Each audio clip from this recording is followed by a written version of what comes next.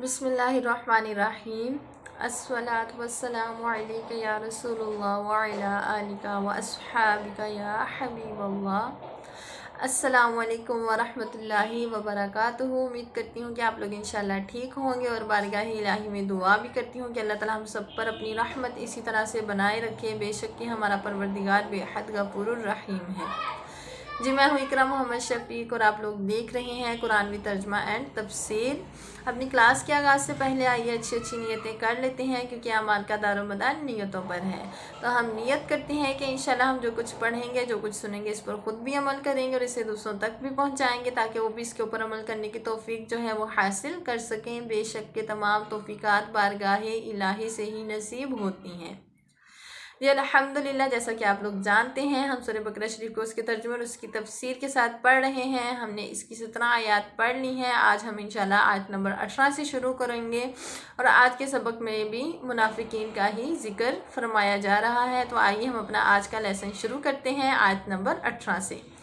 पहले हम इसका हर्फ बा हर्फ तर्जमा पढ़ेंगे, फिर हम इसका बामुहावरा तर्जमा पढ़ेंगे, उसके बाद हम इसकी तफसीर की तरफ चलेंगे। तो आइए शुरू करते हैं। बिस्मिल्लाहिर्रहमानिर्रहीम। सुम्मुन ये बहरे हैं, बुकमुन गूंगे हैं, अम्युन अंधे हैं, फ़हम सो वो नहीं, ला यरजिऊन सो वो नहीं फिरेंगे, नहीं लौटेंगे। बामुहावरा तर्जुमा, ये बहरे हैं, गूंगे हैं और अंधे हैं। सॉरी, और नहीं आता यहाँ पे। ये बहरे हैं, गूंगे हैं, अंधे हैं, सो वो नहीं फिरेंगे, नहीं लौटेंगे। तफसीर की तरफ चलते हैं इस आयत मुबारका की। इसमें बिलखसूस मुनाफिकीन के बारे में, क्योंकि यहाँ पर मुनाफिकीन का ही जिक्र हो रहा है, और बिलअमूम तमाम कुफ़ार मुर्तदीन जो हैं उनके बारे में यहाँ पर अल्लाह ताला फरमा रहे हैं कि ये गूंगे, बहरे और अंधे हैं। क्यों? क्योंकि इन्होंने अपनी ईमान की जो रोशनी है वो अपने अमाले बद की वजह से उसको ज़ाया कर दिया है। अपनी जो सलीम फितरत थी उसको इन्होंने ख़त्म कर दिया है अपनी नाफरमानियों की वजह से। ये जो मुनाफिकीन हैं इन्होंने दिल से इकरार नहीं किया ईमान का, दिल में इन्होंने अपने कुफर रखा और ज़ुबान से इन्होंने ईमान का इकरार किया, जिसकी वजह से जो ईमान की रोशनी थी वो इनसे ले ली गई। इतने बड़े धोखे जो वो दे रहे थे मुसलमानों को, और वो ये समझते थे कि अल्लाह ताला की जो ज़ात है इससे बेखबर है। ऐसा हरगिज़ नहीं है। ये उनकी इसी अमल बद की वजह से ये हुआ कि उनसे ईमान की जो रोशनी है वो ले ली गई। देखिए, दिल की भी आंखें होती हैं और दिल के भी कान होते हैं। जब दिल की आंखें और कान बंद होंगे तो ये जो हमारी ज़ाहिरी आंखें और ज़ाहिरी कान हैं इससे हमें कोई फ़ायदा हासिल नहीं होगा। तो ये जो मुनाफिकीन थे इन्होंने इस दिल से कुफर जो है उससे चिमटे रहे और ज़ुबान से इन्होंने ईमान कबूल किया। इस वजह से इनके ईमान कबूल करने की जो सलाहियत थी, जो ताकत थी, वो इनसे छीन ली गई कि ना ये हक़ को अस्तगफुरुल्लाह बोल सकते थे, ना ये हक़ को सुन सकते थे और ना ही ये हक़ को कबूल कर सकते थे। इनकी आंखें तो थी लेकिन ये हक़ को देखते नहीं थे, इनके कान तो थे लेकिन ये हक़ को सुनते नहीं थे, इनके ज़ुबानें तो थी लेकिन ये हक़ को बोलती नहीं थी। ये गूंगे और बहरे अंधे हो गए थे। इसी तरह से जो कुफ़ार हैं वो जब उन्होंने अल्लाह ताला की आयत को देख लिया, तमाम अंबिया इकराम अलैहिस्सलाम ने अपना जो है पैगाम लोगों तक पहुँचा दिया, अल्लाह ताला का पैगाम अपनी ज़िम्मेदारियों से वो सुरखरू हुए, बहुत अहसन तरीके से, अच्छे तरीके से उन्होंने अल्लाह ताला का पैगाम लोगों तक पहुंचा दिया। लेकिन इसके बावजूद जो लोग अल्लाह ताला की निशानियों को जिन्होंने देखा और जिन्हें पता था कि अल्लाह के रसूल ही हैं, लेकिन अपनी हट दर्मी, अपनी ज़िद की वजह से वो ईमान की तरफ नहीं आए, उन्होंने ईमान को कबूल नहीं किया, तो उनकी जो सलीम फितरत थी, जो ईमान कबूल करने की सलाहियत थी, जो रोशनी थी ईमान की, वो उनसे ले ली गई। इसके ज़िम्मेदार वो खुद थे, कोई भी इसका ज़िम्मेदार नहीं था। वो जानबूझकर ईमान नहीं लाए। इस वजह से फिर अल्लाह ताला ने जो उनकी सरकशी थी उसमें ही उन्हें भटकते रहने दिया। जो वो करते थे अमले बद, वो उसी को ही सही समझते थे, उसी को ही हक समझते थे। वो इस्लाम के ख़िलाफ़ साजिशें करते थे, फितना फसाद फैलाते थे, और उनका यकीन यही था कि हम तो इस्लाह कर रहे हैं। उनके पास से भी एहसास नहीं गुजरता था कि जो वो कर रहे हैं वो सरासर गलत है, ये फितना है, ये फसाद है, और अल्लाह ताला की ज़ात फितने फसाद को पसंद नहीं फरमाती। तो जिन लोगों ने अपनी इन सलाहियतों को ज़ायल कर दिया, ईमान कबूल करने की सलाहियतों को ज़ायल कर दिया, तो फिर वो लौटेंगे नहीं। जो इस आयत मुबारका के एंड पे अल्लाह ताला ने फरमाया है कि ला यरजिऊन, वो नहीं लौटेंगे, यानी वो ईमान की तरफ फिर लौटेंगे नहीं, क्योंकि उन्होंने अपनी सलाहियतों को ही ختم کر دیا ہے، ایمان قبول کرنے کی جو طاقت تھی اس کو ہی انہوں نے مائل کر دیا ہے۔ اس وجہ سے یہ گونگے، بہرے اور اندھے ہو چکے ہیں اپنے اعمال بد کی وجہ سے، تو لہٰذا یہ ایمان کی طرف نہیں لوٹیں گے، چاہے وہ مرتدین ہو، چاہے وہ کفار ہو، اور چاہے وہ منافقین ہو۔ استغفر اللہ، انہوں نے اپنے کفر پر، اپنے منافقت پر ہی اپنی جانیں جو ہیں ان کو دیا، اور یہ اسلام کے خلاف ہی ساری زندگی سازشیں کرنے میں ان کی جو ہے وہ گزر گئی۔ اللہ تعالیٰ ہمیں ایسے لوگوں سے محفوظ رکھے جو ہمارے دین کو استغفر اللہ نقصان پہنچانا چاہتے ہیں، اور اللہ تعالیٰ دین اسلام کو انشاءاللہ اسی طرح سے ہرا بھرا اور اسی طرح سے کامیابی پاتا جو ہے وہ رکھے، قیامت تک اس کو آباد رکھے، اور اس کے جو دشمن ہیں، اس کے جو استغفر اللہ اس کو ختم کرنے کے لیے سازشیں کر رہے ہیں، جو مخالفتیں کرتے ہیں، اللہ تعالیٰ ان کو ہدایت دے۔ اگر ان کی زندگی میں ہدایت نہیں ہے تو اللہ تعالیٰ بہتر جانتا ہے کہ اللہ تعالیٰ کے ان کے ساتھ کیا معاملات ہیں۔ تو آئیے اب ہم اپنی اگلی آیت مبارکہ پڑھ لیتے ہیں، آیت نمبر 19۔ پہلے ہم اس کا ترجمہ پڑھیں گے۔ او یا قصویبن، یا پھر جیسے زور کا می برسا من السماء بادل سے، فیہ جس میں ظلمات اندھیرے ہوں، و رعد گرج ہو، اور برق چمک ہو، یجعلون ٹھونستے ہیں یا ڈالتے ہیں، اصابعہم اپنی انگلیاں، فی میں آذانہم اپنے کانوں میں، من الصواعق کڑک کے باعث، حذر الموت موت کے ڈر سے، واللہ اور اللہ محیط گھیرے ہوئے ہے، بالکافرین کافروں کو۔ بامحاورہ ترجمہ، یا پھر جیسے زور کا می برس رہا ہو بادل سے، جس میں اندھیرے ہوں اور گرج ہو اور چمک ہو، ٹھونستے ہیں اپنی انگلیاں اپنے کانوں میں کڑک کے باعث موت کے ڈر سے، اور اللہ تعالیٰ گھیرے ہوئے ہے کافروں کو۔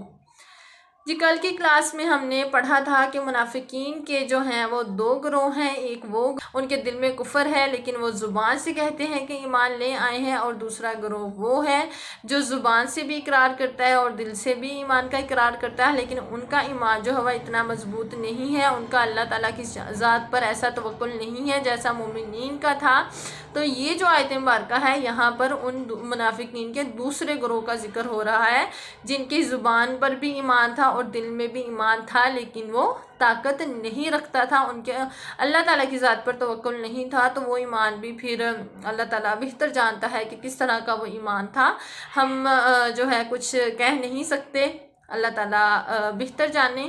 خیر، ہمیں اس کی تفسیر سمجھنے کے لیے اس کی کچھ چیزیں ہیں، کچھ الفاظ ہیں جن کی سمجھنا پڑے گا کہ ان الفاظ کا مطلب کیا ہے۔ جیسے ہے جی می جو یہاں پہ برسا جو ہم نے ترجمہ پڑھا اس میں فرمایا گیا ہے کہ می برسا، اس سے مراد دین اسلام ہے۔ بادل اور اندھیرے سے مراد جو ہے وہ مشکلات ہیں، وہ مصائب ہیں، وہ تکالیف ہیں جو مسلمانوں کو جن کا سامنا کرنا پڑا، اور یہ جو چمک ہے اس سے مراد وہ فتوحات ہیں جو اللہ تعالیٰ نے مسلمانوں کو عطا فرمائی۔ تو اب ہم اس کی تفسیر پڑھیں گے تو ہمارے لیے سمجھنا آسان ہوگا کہ جو دوسرا گروہ تھا منافقین کا، ان کے دل میں بھی ایمان تھا، یہ زبان سے بھی ایمان کو قبول کرتے تھے، لیکن جب یہ مصائب کو دیکھتے تھے، علام کو دیکھتے تھے، تو تب یہ ان کا جو تذبذب تھا، کیفیت تھی، وہ انہیں کفر کی طرف لے جاتی تھی۔ یہ اپنی سالمیت اسی میں سمجھتے تھے کہ یہ استغفر اللہ مسلمانوں سے نکل کر کفار میں شامل ہو جائیں۔ تو یہ جو منافقین کا دوسرا گروہ ہے یہاں پر انہی کے بارے میں بیان فرمایا گیا ہے کہ یہ جب زوردار می جیسے برسا اسلام کا لوگ مسلمان ہوئے تو ان کے دل میں بھی ایمان کی جو ہے خواہش پیدا ہوئی، انہوں نے بھی ایمان کو قبول کر لیا، لیکن جب انہوں نے دیکھا کہ مشکلات بہت زیادہ ہیں، مصائب بہت زیادہ ہیں، تو اپنے موت کے ڈر کی وجہ سے ان مشکلات سے ڈر کر انہوں نے جو ہے کفر کو پھر سے اختیار کر لیا، ایمان سے یہ دور ہو گئے، مرتد ہو گئے۔ تو یہ کس وجہ سے کیا؟ کیونکہ ان کے جو توکل تھا اللہ تعالیٰ کی ذات پر وہ کامل نہیں تھا، کیونکہ ایمان یہی ہے کہ ہم اللہ کی ذات پر ہمارا توکل ہو۔ جو مسلمان تھے، جو دل سے مومنین تھے، وہ تو ان مصائب کے سامنے ڈٹے رہے، کسی قسم کی کوئی بھی مشکل آئی وہ اپنے دین سے، اپنے ایمان سے پیچھے نہیں ہٹے، انہوں نے سب کا سامنا کیا۔ لیکن جو منافقین تھے وہ ڈٹ نہ سکے، جو منافقین کا دوسرا گروہ تھا، یہاں پہ ان کا ذکر ہو رہا ہے کہ وہ مصائب کو دیکھ کر، مشکلات کو دیکھ کر جو ہے وہ ڈر گئے، اور وہ انہوں نے پھر سے کفر کو اختیار کر لیا، اور اسی وجہ سے جو ہے وہ ایمان کی روشنی سے محروم ہو گیا، استغفر اللہ، اور انہوں نے اسی منافقت پر، اپنے مرتد ہونے پر بھی ہی جو ہے اپنی جانیں قربان کی۔ تو اللہ تعالیٰ کیا فرما رہے ہیں؟ اللہ تعالیٰ ایسے لوگوں کو آزاد نہیں رکھتا کہ جنہوں نے پہلے ایمان کو قبول کیا اور پھر وہ ایمان سے مرتد ہو گئے، ایسا ہرگز نہیں ہے کہ وہ اللہ تعالیٰ کے گھیرے میں نہیں ہے، بلکہ اللہ تعالیٰ ان کو گھیرے ہوئے ہے ہر طرف سے، اللہ تعالیٰ ان کے ہر حرکت کو دیکھ رہے ہیں، اللہ تعالیٰ ان کی ہر جو ہے برے عمل کو دیکھ رہے ہیں کہ انہوں نے پہلے ایمان کو قبول کیا، پھر وہ ایمان سے پیچھے ہٹ گئے۔ کیوں ہٹ گئے؟ کیونکہ وہ صرف دنیاوی مشکلات سے ڈر گئے، انہیں اپنے رب پر اتنا توکل نہیں تھا کہ جو مشکلات ہیں اللہ تعالیٰ کی طرف سے ہی ہیں، اگر اللہ چاہے تو ان مشکلات سے ہمیں بڑی آسانی سے نکال لے گا، جو کہ اللہ تعالیٰ نے نکالا اپنے بندوں کو۔ مشکلات اللہ تعالیٰ اپنے بندوں کے امتحان تو لیتے ہیں نا، جب انسان کہتا ہے کہ میرا اللہ کے اوپر ایمان ہے تو پھر اللہ تعالیٰ نے دیکھنا ہوتا ہے کہ ہاں بھی میرا بندہ جو زبان سے دعویٰ کر رہا ہے اس کے عمل میں کتنی کی سچائی ہے۔ جب یہ کہتا ہے کہ میں ایمان رکھتا ہوں اللہ تعالیٰ کی ذات پر، تو اللہ تعالیٰ کی جو ذات ہے وہ آزمائشیں لیتی ہے۔ ایسا نہیں ہے کہ ہم کہہ دیں کہ ہم ایمان والے ہیں اور پھر ہم سرخرو ہو جائیں، اس کے بعد ہمیں کوئی وہ نہیں ہے، کوئی مشکل نہیں ہے۔ دیکھیں مشکلات تو بعد میں شروع ہوں گی، جب ہم دعویٰ کر رہے ہیں کہ ہم ایمان لے آئے ہیں تو پھر اللہ کی ذات تو ہے نا کہ وہ ایمان کی جانچ کرتی ہے، میرے بندے کا ایمان جو ہے وہ کتنا کی کامل ہے۔ تو جب اللہ تعالیٰ نے ان کے امتحان لیے تو یہ ان امتحانوں سے ڈر گئے، ان کا جو ایمان تھا وہ کامل نہیں تھا، اس وجہ سے وہ مرتد ہو گئے اور اسی کے اوپر انہوں نے اپنی جانیں دیں۔ انہیں موت کا ڈر تھا، انہیں اپنی دنیاوی جو آسائشیں ہیں ان کے چھن جانے کا ڈر تھا، صرف اسی وجہ سے جو ہے انہوں نے اپنے آپ کو مرتد کر لیا۔ تو اللہ تعالیٰ جو ہے ایسے لوگوں کو گھیرے ہوئے ہے، اللہ تعالیٰ انہیں دیکھ رہا ہے اور انہیں اپنے ہر عمل کی جو ہے وہ جزا مل کر رہے گی۔ چلیں جی اپنی اگلی آیت مبارکہ پڑھ لیتے ہیں، آیت نمبر 20۔ یقادو قریب ہے، یقاد البرقو کہ بجلی، یقطفو اچک لے جائے، ابصارہم ان کی بینائی، کلما جب چمکتی ہے، کلما جب کبھی، اضاء لہم چمکتی ہے، لہم ان کے لیے، مشو تو چلنے لگتے ہیں، فیہ اس کی روشنی میں، اور اذا جب اظلم اندھیرا چھا جاتا ہے، علیہم ان پر، تو قاموا کھڑے رہ جاتے ہیں، اور لو اگر شاء چاہے اللہ لذہب تو لے جائے، بسمعہم ان کے سننے کی قوت، وابصارہم اور ان کی بینائی، ان اللہ بے شک اللہ تعالیٰ، علی اوپر، کلی ہر شیء چیز، قدیر قادر ہے، بے شک سبحان اللہ۔ بامحاورہ ترجمہ، قریب ہے کہ بجلی اچک لے جائے ان کی بینائی، جب چمکتی ہے ان کے لیے تو چلنے لگتے ہیں، فی اس کی روشنی میں، بامحاورہ ترجمہ پڑھ رہے تھے، اس کی روشنی میں، اور جب اندھیرا چھا جاتا ہے ان پر تو کھڑے رہ جاتے ہیں، اور اگر چاہے اللہ تعالیٰ تو لے جائے ان کے سننے کی قوت اور ان کی بینائی، بے شک اللہ تعالیٰ ہر چیز پر قادر ہے، بے شک اس میں کسی قسم کا کوئی شک نہیں ہے۔ یہاں پر منافقین کا ہی ذکر فرمایا جا رہا ہے۔ اللہ تعالیٰ کیا فرما رہے ہیں کہ یہ جو ان کی حرکت ہے کہ جب وہ اسلام کے فتوحات کو دیکھتے تھے تو تب وہ مسلمانوں کی طرف چل پڑتے تھے، اور جب وہ مسلمانوں کو دیکھتے تھے کہ مصائب کے جو حالات ہیں وہ پیدا ہو رہے ہیں، مشکلات کا سامنا کرنا پڑے گا، تب وہ اسلام سے پیچھے ہٹ جاتے تھے۔ تو یہ جو پچھلی آیت مبارکہ میں اللہ تعالیٰ نے بیان فرمایا نا، واللہ محیط بالکافرین، کہ اللہ تعالیٰ کفار کو گھیرے ہوئے ہے، اس کی جو دلیل ہے اللہ تعالیٰ آگے مثال بیان فرما رہے ہیں، اس کی دلیل بیان فرما رہے ہیں کہ اگر اللہ چاہے تو یہ جو بجلی ہے یہ ان کی جو بنائی ہے اس کو لے جائے، یہ سننے کی طاقت سے، یہ دیکھنے کی طاقت سے جو ہے وہ محروم رہ جائیں، یہ جو حرکتیں کر رہے ہیں۔ اللہ تعالیٰ بڑا مہربان ہے، اللہ تعالیٰ ان کو گھیرے ہوئے ہیں، لیکن اس کے باوجود اللہ تعالیٰ نے ان کو آزادی دی ہوئی ہے۔ ان کا جب دل کرتا ہے یہ ایمان کو قبول کر لیتے ہیں، جب دل کرتا ہے یہ ایمان سے پیچھے ہٹ جاتے ہیں۔ تو یہ یہاں پر مثال سے بیان فرمایا گیا ہے کہ جب یہ چمکتے ہیں، جب اسلام کو فتوحات نصیب ہوتی ہیں تو یہ مسلمانوں کے ساتھ چل پڑتے ہیں، ان کی جماعت میں شامل ہو جاتے ہیں، اور جب کبھی اندھیرا چھا جاتا ہے مصائب کا، مشکلات کا، تو پھر یہ تذبذب کی حالت میں کھڑے ہو جاتے ہیں کہ بھی اب ہمیں کیا کرنا چاہیے۔ اگر ہم مسلمانوں کی جماعت میں جائیں گے تو ہمیں مشکلات کا سامنا کرنا پڑے گا، لیکن اگر ہم کفار کے ساتھ مل جائیں گے تو ہم اس قسم کے مشکلات سے، مصائب سے جو ہے محفوظ ہو جائیں گے۔ تو یہ جو لوگ تھے ان کا یہی کار عمل تھا، یہی وہ اسی طرح کے وہ اعمال کیا کرتے تھے۔ تو اللہ تعالیٰ آگے کیا فرما رہے ہیں؟ اللہ تعالیٰ فرما رہے ہیں اگر اللہ تعالیٰ چاہے تو ان کے سننے اور ان کے دیکھنے کی جو طاقت ہے وہ ان سے لے بے شک کہ اللہ تعالیٰ ہر چیز پر قادر ہے۔ ایسا نہیں ہے کہ اللہ تعالیٰ لے نہیں سکتے، ایسا ہرگز نہیں ہے۔ یہ جو اللہ تعالیٰ نے فرمایا کہ اللہ تعالیٰ کفار کو گھیرے ہوئے ہے، اس سے آگے اللہ تعالیٰ نے اس کی دلیل بیان فرمائی کہ جب اسلام کو فتوحات نصیب ہوتی ہیں تو یہ مسلمانوں کی جماعت میں شامل رہتے ہیں، اور جب مسلمانوں کو مشکلات کا سامنا ہوتا ہے تو تب یہ پھر اپنے تذبذب کی کیفیت میں لوٹ جاتے ہیں کہ اب ہمیں کیا کرنا چاہیے، کیا ہم اس جماعت میں شامل رہیں یا ہم اس جماعت سے چلے جائیں۔ تو اللہ تعالیٰ فرما رہے ہیں میں اس چیز پہ قادر ہوں کہ میں ان کی بینائی اور ان کے سننے کی جو قوت ہے وہ اس کو لے لوں، نہ یہ دیکھ سکیں نہ یہ کچھ کر سکیں، جس کی وجہ سے یہ جو ہے اپنے آپ کو اتنا انہوں نے دنیا میں دھکیلا ہوا ہے، کفر کے اندھیروں میں انہوں نے دھکیلا ہوا ہے۔ اللہ تعالیٰ ہر چیز کرنے پر قادر ہے، لیکن اللہ تعالیٰ جو ہے وہ حکمت عملی پر اللہ تعالیٰ کے ہر کام ہوتے ہیں۔ اللہ تعالیٰ بیان فرما رہا ہے کہ ایسا ہو سکتا ہے، لیکن اللہ تعالیٰ نے ایسا نہیں فرمایا ہے۔ ان کے لیے جو ہے آخرت میں ان کے لیے سزا رکھی ہوئی ہے، لیکن یہ جو ان کی ہدایت کو قبول کرنے کی جو صلاحیتیں تھیں وہ سلب کر لی گئیں۔ یعنی ان کی آنکھیں بھی تھیں، ان کے کان بھی تھے، ان کی زبان بھی تھی، لیکن یہ حق کو کہنے، سننے اور بولنے سے، دیکھنے سے محروم تھے۔ اگلی آیت مبارکہ پڑھ لیتے ہیں، آیت نمبر 21۔ یا ایھا الناس، اے لوگو، ناس عبدو، عبادت کرو تم، ربکم الذی، اپنے رب کی، جس نے خلقکم، پیدا فرمایا تمہیں، والذین، اور جو من سے قبلکم، تم سے پہلے تھے، لعلکم، تاکہ تم تتقون، پرہیزگار بن جاؤ۔ بامحاورہ ترجمہ، اے لوگو عبادت کرو اپنے رب کی جس نے پیدا فرمایا تمہیں اور جو تم سے پہلے تھے، تاکہ تم پرہیزگار بن جاؤ۔ کتنی خوبصورت آیت مبارکہ ہے۔ اس آیت مبارکہ میں تمام انسانوں سے اللہ تعالیٰ جو ہے وہ خطاب فرما رہے ہیں، چونکہ اسلام کسی خاص قوم، کسی خاص نسل اور کسی خاص وقت کا دین نہیں ہے، بلکہ یہ قیامت تک کے آنے والے تمام انسانوں کے لیے اس میں ہدایت ہے۔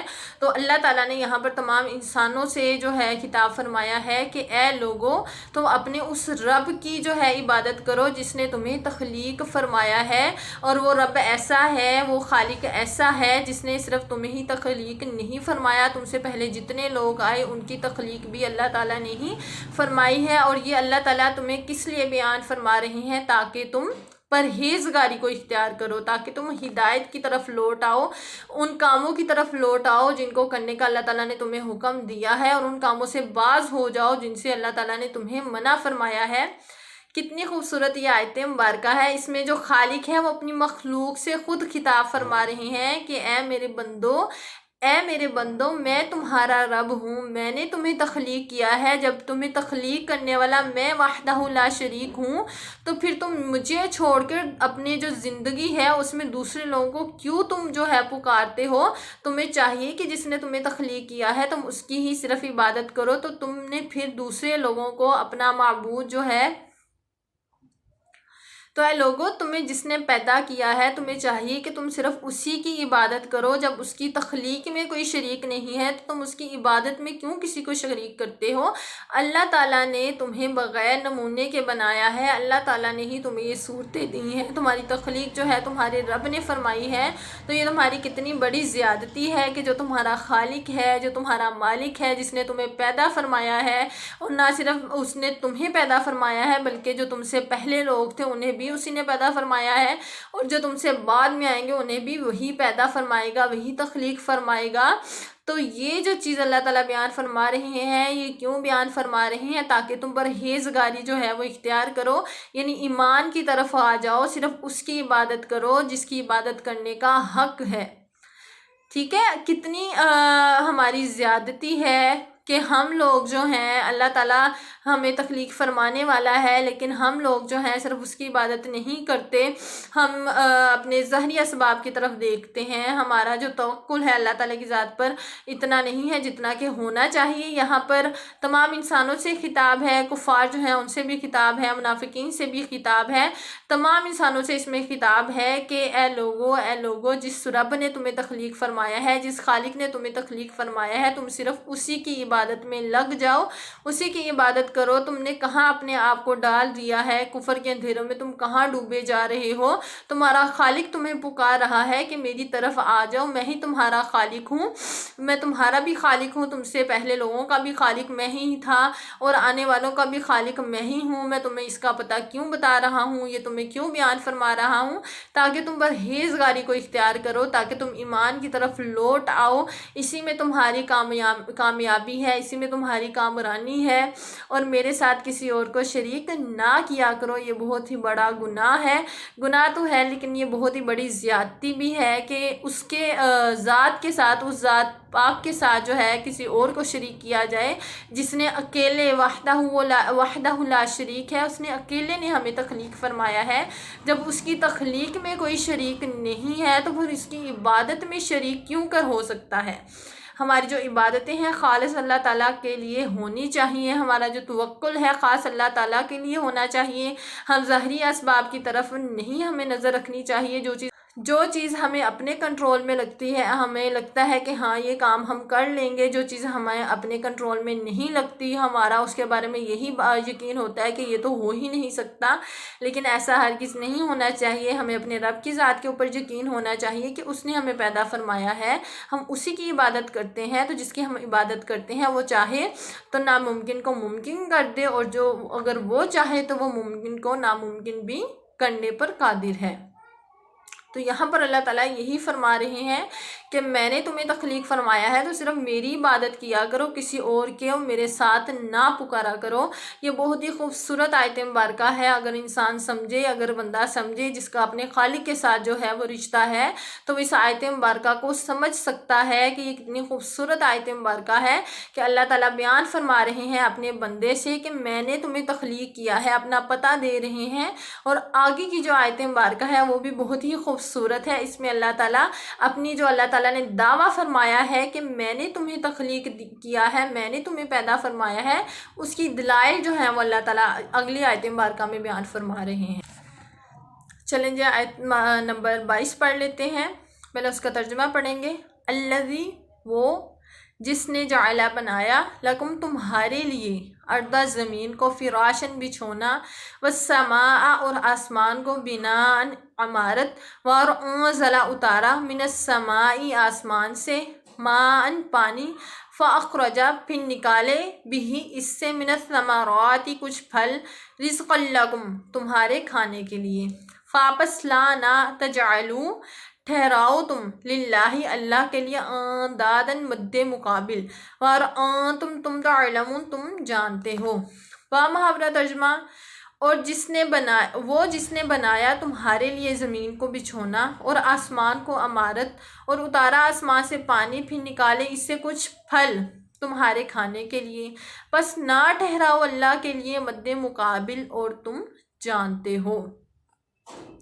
تفسیر اس کی پڑھتے ہیں جو اللہ تعالیٰ نے پچھلی آیت مبارکہ میں بیان فرمایا۔ یہ جو اگلی آیت مبارکہ ہے اس میں اللہ تعالیٰ اپنے اس دعوے کے حق ہونے کی جو ہے وہ دلائل بیان فرما رہے ہیں کہ تم اس زمین کی طرف دیکھو، یہ جو زمین ہے یہ میں نے بنائی ہے، تمہارے لیے بچھونا بنایا ہے، تم اس میں چلتے ہو، اس میں پھرتے ہو، اس میں تم رہتے ہو، کھاتے پیتے ہو۔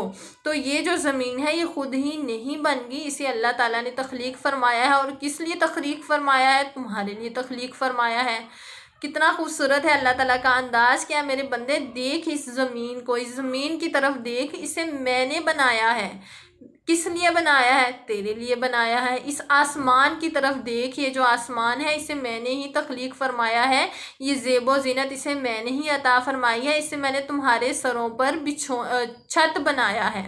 ٹھیک ہے، یہ جو ہے آسمان یہ تمہارے سروں پر چھت ہے، یہ جو زمین ہے یہ تمہارے رہنے کے لیے بچھونا ہے، آسمان تمہارے لیے چھت ہے، اور اس آسمان سے میں پانی برساتا ہوں جس سے زمین سے پھل اگتے ہیں، اور وہ کس لیے ہیں؟ وہ تمہارے کھانے کے لیے ہیں۔ سبحان اللہ، اللہ تعالیٰ کیا بیان فرما رہے ہیں؟ سارا کچھ ہے میرے بندے، یہ سارا کچھ میں نے تیرے لیے کیا ہے، یہ زمین کو میں نے تیرے لیے بچھونا بنایا ہے، آسمان کو میں نے تیرے لیے سائباں بنایا ہے، اور اس آسمان سے میں پانی برساتا ہوں جس سے زمین پھل اگاتی ہے، اور وہ کس لیے ہے؟ صرف تیرے کھانے کے لیے ہے۔ تو اس کے باوجود میں نے تمہارے اوپر اتنی عنایات کی ہیں، اس زمین کو میں نے تخلیق فرمایا ہے، اس آسمان کو میں نے تخلیق فرمایا ہے، تم جو پھل کھاتے ہو، تم جو رزق کھاتے ہو، جو تم سبزیاں کھاتے ہو، وہ ساری میں ہی پیدا فرماتا ہوں، ان سب کا خالق بھی میں ہوں، وہ ساری چیزیں، ساری آسائشیں میری ہی واحد ذات ہے جو تمہیں مہیا فرماتی ہے۔ تو پھر تم کیوں اللہ کے ساتھ مد مقابل جو ہے ان کو پکارتے ہو، اللہ تعالیٰ کے مد مقابل جو ہیں ان کو ٹھہراتے ہو؟ جب اللہ تعالیٰ ان چیزوں کو تخلیق کرنے میں وحدہ لا شریک ہے تو عبادت کا حق بھی تو اسی ذات کو ہے کہ تم صرف اسی کی عبادت کرو۔ لیکن تم جو ہو وہ دنیا میں ایسے بھٹکے ہوئے ہو کہ اپنے خالق کو تو بالکل بھول ہی گئے ہو، اس کی عبادت تم کرتے نہیں ہو، جن کا کوئی عمل دخل ہی نہیں ہے، نہ تمہاری تخلیق میں، نہ آسمان کی تخلیق میں، نہ زمین کی تخلیق میں، نہ تمہارے رزق میں ان کا کوئی عمل دخل ہے۔ تم نے اپنے آنکھوں پہ بٹھایا ہوا ہے، ان کو تم نے اپنے سروں کا تاج بنایا ہوا ہے۔ تو اے میرے بندے، اپنی غفلت سے جاگ، اپنی اس غفلت سے اٹھ جا، اس ذات کی طرف لوٹ کے آ جس ذات نے تمہیں بھی پیدا فرمایا ہے اور تمہاری آسائش کے لیے سارے سامان بھی مہیا فرمائے ہیں۔ تو تم صرف اس کی طرف آؤ، حالانکہ تم جانتے ہو، ٹھیک ہے جی۔ اللہ تعالیٰ کیا بیان فرما رہے ہیں کہ اے میرے بندے، تو جانتا ہے کہ میں تیرا خالق ہوں، میں تیرا مالک ہوں، اس کے باوجود جو ہے تو میرے ساتھ مد مقابل ٹھہراتا ہے۔ اس میں کفار بھی شامل ہیں، لیکن اس میں ہم لوگ جو ہیں ایمان والے، بدقسمتی سے ہمارا اگر ہم دیکھیں تو ہم بھی کوئی اس سے باہر نہیں ہیں، کیونکہ ہمارا توکل اللہ تعالیٰ کی ذات پہ جو ہونا چاہیے نا وہ ہے نہیں، اس کی بڑی کمی ہے۔ اللہ تعالیٰ ہمیں ایسا ایسا توکل عطا فرمائے کہ ہم اس طرح کا عبادت کا حق اللہ تعالیٰ کی ذات کے ساتھ جو ہے وابستگی کا اس حق کو ادا کر دیں۔ اس میں صرف کفار کا ذکر نہیں ہے، اس میں اللہ تعالیٰ اپنے تمام انسانوں سے خطاب فرما رہے ہیں کہ اے غافل انسان، دیکھ لے، میں ہی تیرا خالق ہوں، میں ہی تیرا مالک ہوں، میں نے ہی تیرے لیے سب کچھ تخلیق فرمایا ہے، تو تم میری طرف لوٹ کے آ۔ صرف ہم اپنے رب کے اوپر توکل کریں اور اسی کی عبادت۔ تو اللہ تعالیٰ کے جو مد مقابل ہیں وہ کسی کو بھی نہیں ٹھہرانا چاہیے۔ صرف ظاہری اسباب کو دیکھتے ہوئے یہ نہیں سوچنا چاہیے کہ ہاں یہ چیزیں موجود ہیں تو یہ کام ہو جائے گا، اگر یہ چیزیں موجود نہیں ہیں تو یہ کام نہیں ہوگا، ایسا ہرگز نہیں ہے۔ اللہ تعالیٰ کی جو ذات ہے وہ ان اللہ علی کل شیء قدیر ہے، وہ چاہے تو ہر چیز ہو جائے، وہ نہ چاہے تو بہت آسان سی جو چیز ہے وہ بھی ممکن نہیں ہوگی۔ بس اللہ تعالیٰ کی ذات ہمیں سمجھنے کی توفیق عطا فرمائے، ہمارے ایمان جو ہے ان کو مضبوط فرمائے، ہم جو پڑھ رہے ہیں اس کو ہمیں سمجھنے کی توفیق عطا فرمائے، سمجھ کر اس پر عمل کرنے کی جو توفیق ہے وہ بھی ہمیں اللہ تعالیٰ ہی عطا فرمائے۔ بے شک کہ توفیقات جو ہیں وہ اللہ کی بارگاہ سے ہی نصیب ہوتی ہیں۔ آج کا ہمارا سبق الحمدللہ یہیں تک ہے۔ ہم نے آیت نمبر 22 تک سورہ بقرہ شریف کو اس کے ترجمے اور اس کی تفسیر کے ساتھ پڑھنے کی سعادت حاصل کی۔ اگر میرے پڑھنے میں یا پڑھانے میں کسی قسم کی غلطی یا کوتاہی ہو گئی ہو تو میں بارگاہ الہی میں بھی معذرت خواہ ہوں کہ اللہ تعالیٰ ہمیں معاف فرمائے اور جیسے پڑھنا ہمیں چاہیے ویسے پڑھنے کی اللہ تعالیٰ ہمیں توفیق دے۔ اور آپ لوگوں سے بھی گزارش ہے کہ اگر میرے سے کوئی غلطی کوتاہی ہو گئی ہو تو آپ سے بھی معذرت ہے۔ اپنا بہت زیادہ خیال رکھیے گا، دعاؤں میں یاد رکھیے گا۔ فی امان اللہ، ملتے ہیں اگلی کلاس میں۔ السلام علیکم ورحمۃ اللہ وبرکاتہ۔